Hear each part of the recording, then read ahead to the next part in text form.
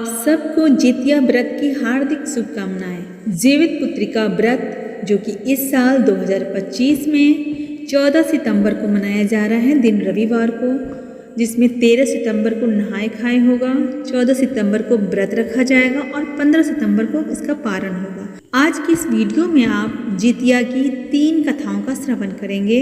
जितिया व्रत की कथा, जो भी इस व्रत को करती हैं उन सबको यह कथा सुननी चाहिए। कोई भी आप एक कथा सुन सकती हैं। तो चलिए वीडियो को शुरू करते हैं और सुनते हैं जितिया व्रत की 3 कहानियाँ। अपनी परंपरा के अनुसार जो कथा आपके यहाँ पढ़ी जाती हो आप उसे पढ़ें। इसमें पहली कहानी जो है वो सियारिन वाली है, दूसरी जिमुतवाहन राजा की और तीसरी भगवान श्री कृष्ण की। जिसमें जितिया व्रत की जो कथा है वो इस तरह से है। चीलो सियाड़ की कथा है।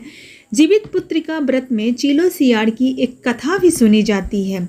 वह संक्षेप में इस प्रकार है कि एक वन में सेमड़ के पेड़ पर एक चील रहती थी। पास की झाड़ी में एक सियारन भी रहती थी। दोनों में खूब पटती थी।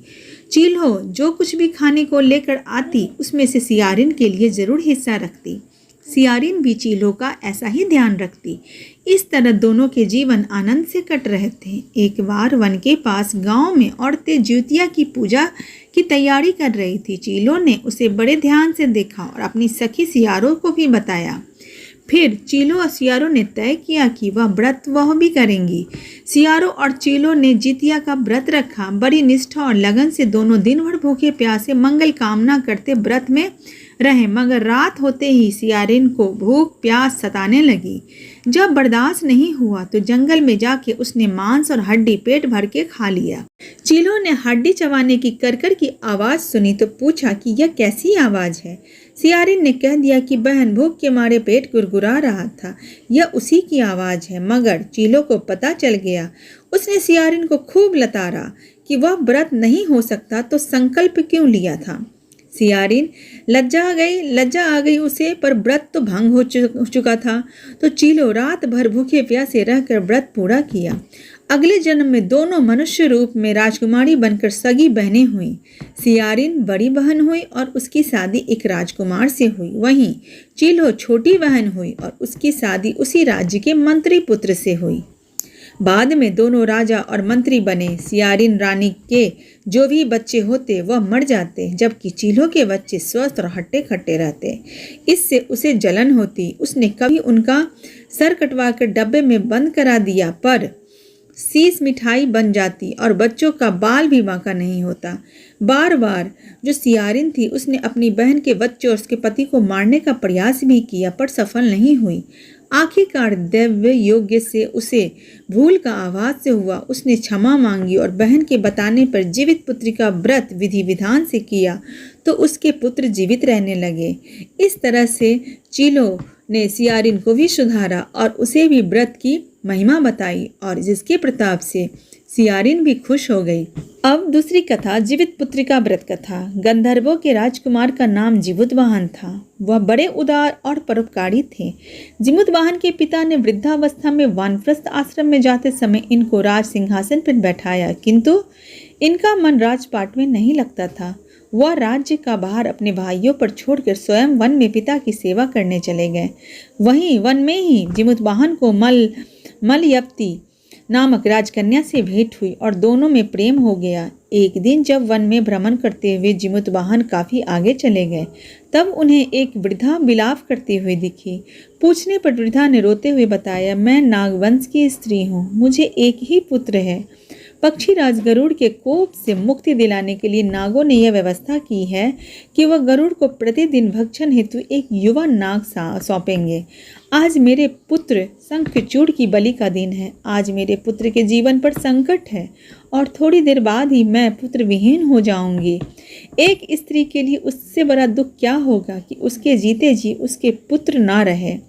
जिमुतवाहन को यह सुनकर बड़ा दुख हुआ। उन्होंने उस वृद्धा को आश्वासन करते हुए कहा कि डरो मत, मैं तुम्हारे पुत्र के प्राणों की रक्षा करूंगा। आज उसके स्थान पर स्वयं मैं आपको उसे के लाल कपड़े में ढककर वधशिला पर लेटूंगा ताकि गरुड़ मुझे खा जाए, पर तुम्हारा पुत्र बच जाए। इतना कहकर जिमुतवाहन ने शंखचूड़ के हाथ से लाल कपड़ा ले लिया और उसे अपने ऊपर लपेट कर गरुड़ को बलि देने के लिए चुनी हुई वध्यशिला पर लेट गए। नियत समय पर गरुड़ बड़े वेग से आया और वे लाल कपड़े में ढके जीमूत वाहन को पंजे में दबोच कर पहाड़ के शिखर पर जाकर बैठ गए। गरुड़ ने अपनी कठोर चोंच का प्रहार किया और जीमूत वाहन के शरीर से मांस का बड़ा हिस्सा नोच लिया। इसकी पीड़ा से जीमूत वाहन की आंखों से आंसू बहने लगे और वह दर्द से कराहने लगे।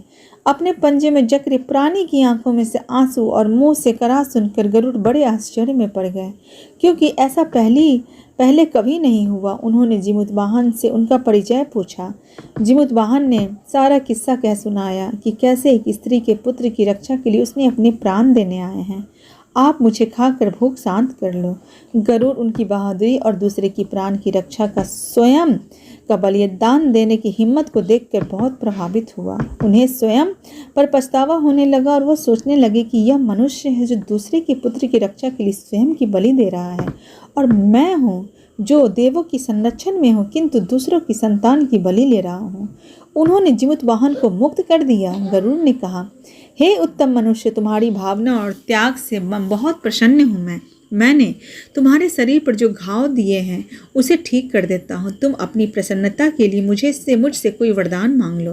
राजा जीमूत वाहन ने कहा कि हे पक्षीराज, आप तो सर्व समर्थ हैं। यदि आप प्रसन्न हो तो वरदान देना चाहते हैं तो आप सर्पों को अपना आहार बनाना छोड़ दें। आपने अब तक जितने भी प्राण लिए हैं उनको जीवन दान दे दें।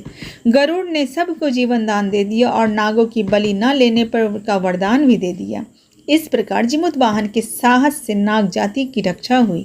गरुड़ ने कहा, तुम्हारी जैसी इच्छा वैसा ही होगा। हे राजा, जो स्त्री तुम्हारे इस बलिदान की कथा सुनेगी, विधि पूर्वक व्रत का पालन करेगी, तब से वह पुत्र की रक्षा हेतु जीमूत वाहन की पूजा की प्रथा शुरू हो गई। यह कथा कैलाश पर्वत पर भगवान शंकर ने माता पार्वती को सुनाई थी। जीवित पुत्रिका के दिन भगवान श्री गणेश, माता पार्वती और शिव जी की पूजा एवं ध्यान के बाद ऊपर बताई गई जो ये व्रत कथा है, यह सब जरूर सुननी चाहिए। तो इस तरह से यह कथा संपन्न होता है। अब जितिया व्रत की तीसरी कथा जो कि भगवान श्री कृष्ण की कथा है। यह कथा महाभारत काल से जुड़ी हुई है। महाभारत युद्ध के बाद अपने पिता की मृत्यु के बाद अश्वत्थामा बहुत ही नाराज था और उसके अंदर बदले की आग तीव्र थी, जिस कारण उसने पांडवों के शिविर में घुसकर सोते हुए 5 लोगों को पांडव समझकर मार डाला था, लेकिन वे सभी द्रौपदी के 5 संतानें थी। उसके इस अपराध के कारण उसने अर्जुन ने उसे बंदी बना लिया और उसकी दिव्य मणि छीन ली, जिसके फलस्वरूप अश्वत्थामा ने उत्तरा की जन्मी संतान को गर्भ में मारने के लिए ब्रह्मास्त्र का उपयोग किया, जिसे निष्फल करना नामुमकिन था। उत्तरा की संतान का जन्म लेना आवश्यक था, जिस कारण भगवान श्री कृष्ण ने अपनी सभी पुण्यों का फल उत्तरा की अजन्मी संतान को देकर उसको गर्भ में ही पुनः जीवित किया। गर्भ में मरकर जीवित होने के कारण उसका नाम जीवित पुत्रिका पड़ा। आगे जाकर यही राजा परीक्षित बना, तब से इस व्रत को किया जाता है। तो इस तरह से यह कथा भी पूरी होती है। जितिया व्रत की आप सबको हार्दिक शुभकामनाएं। जो भी माता यह व्रत रखती है, यह व्रत तो बहुत कठिन है, लेकिन मेरी यही कामना है भोले बाबा से, माता पार्वती से, गणपति जी, कार्तिक बाबा से, सबसे कि प्रभु की असीम कृपा से सभी माताओं का व्रत सफलतापूर्वक पूरा हो, सभी के घर आंगन में खुशियाँ सुख समृद्धि बनी रहे। आप सब पे बाबा वैद्यनाथ का आशीर्वाद सदा बना रहे। ओम नमः शिवाय। बाबा वैद्यनाथ की कृपा सदैव आपके और आपके परिवार पे बनी रहे। आज की इस वीडियो में आप यह जानेंगे कि जीवित पुत्रिका व्रत कब है। तो वीडियो शुरू करते हैं और जानते हैं कि जितिया व्रत का क्या है महत्व, पूजा विधि क्या है, पूजा का शुभ मुहूर्त क्या है। जैसा कि हम सब जानते हैं कि हिंदू धर्म में संतान की सुरक्षा, अच्छे स्वास्थ्य और सुखमय जीवन के लिए माताएं जीवित पुत्रिका व्रत रखती हैं।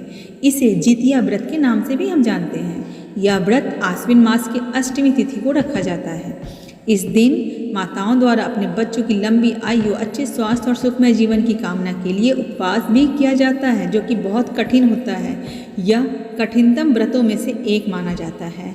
यह व्रत 3 दिनों तक चलता है। इसमें नहाय खाए से लेकर निर्जला उपवास और पारण तक की परंपरा निभाई जाती है। जितिया व्रत का जो पूजा का शुभ मुहूर्त है और इसका तिथि क्या है, उसके अनुसार अगर हम बात करें, यह वर्ष 2025 में जो इसका आरंभ है वह 13 सितंबर को नहाय खाए के साथ शुरू होता है और इसके बाद 14 सितंबर रविवार को महिलाएं पूरी विधि विधान से जीवित पुत्रिका का व्रत रखेंगी और उसके अगले दिन यानी 15 सितंबर को व्रत का पारण करके व्रत को संपन्न किया करेंगी, जिसमें 13 सितंबर को नहाय खाए है, 14 सितंबर को वह पूरे दिन पूरी रात का उपवास रहेगा और 15 सितंबर की सुबह का व्रत का पारण का समय है। तो इस तरह से यह व्रत पूरा होता है। इस व्रत में कहते हैं कि व्रत जो करते हैं उन्हें व्रत की इस पूजा विधि को भी जाननी चाहिए। तो पूजा विधि जो है वो इस तरह से है कि इस व्रत से एक दिन पहले नहाय खाए की परंपरा निभाई जाती है। इस दिन महिलाएं सात्विक भोजन बनाकर पितरों और पक्षियों को भी अर्पित करती हैं। व्रत के दिन सूर्योदय से पहले स्नान करके महिलाएं निर्जल उपवास का संकल्प लेती हैं। पूजा के लिए घर के स्वच्छ स्थान पर गोबर या मिट्टी से लिपाई कर एक छोटा तालाब बनाया जाता है। उसमें कुशा से भगवान जीमूतवाहन की प्रतिमा स्थापित की जाती है। उसके बाद इसके साथ ही चील और सियारिन की प्रतिमाएं भी बनाई जाती हैं और उनकी पूजा की जाती है। व्रत कथा का श्रवण बहुत ज़रूरी होता है इस व्रत में। तो जो भी व्रत करती हैं उन्हें यह व्रत कथा भी सुननी चाहिए और व्रत कथा सुनने के बाद, पाठ करने के बाद अगले दिन पारण कर व्रत को पूरा करना चाहिए। इस समय भगवान जीमूतवाहन से संतान की लंबी उम्र और कल्याण की कामना भी करनी चाहिए। इस विधि विधान से पूजा को संपन्न करना चाहिए। कहते हैं कि जो भी व्रत करते हैं, एक पौराणिक कथा है। तो धार्मिक ग्रंथों के अनुसार माना जाता है कि यह व्रत की शुरुआत कलयुग में हुई थी। कथा के अनुसार जीमूतवाहन नामक एक राजा ने एक स्त्री के पुत्र को बचाने के लिए स्वयं को गरुड़ देव के भोजन के रूप में प्रस्तुत कर दिया। उनकी यह निस्वार्थ भावना देखकर गरुड़ प्रसन्न हो गए और उन्हें बैकुंठ जाने का आशीर्वाद दिया। साथ ही उन्होंने अन्य बच्चों को भी पुनर्जीवित कर दिया। तभी से यह परंपरा प्रारंभ हुई कि माताएं अपने बच्चों की सुरक्षा और दीर्घायु के लिए जीमूतवाहन देवता की आराधना करते हुए उपवास रखती हैं, पूजा को विधि विधान से करती हैं। तो आप सब महिलाओं को जितिया व्रत की हार्दिक शुभकामनाएं। आप सबका व्रत मंगलपूर्ण तरीके से सफल हो।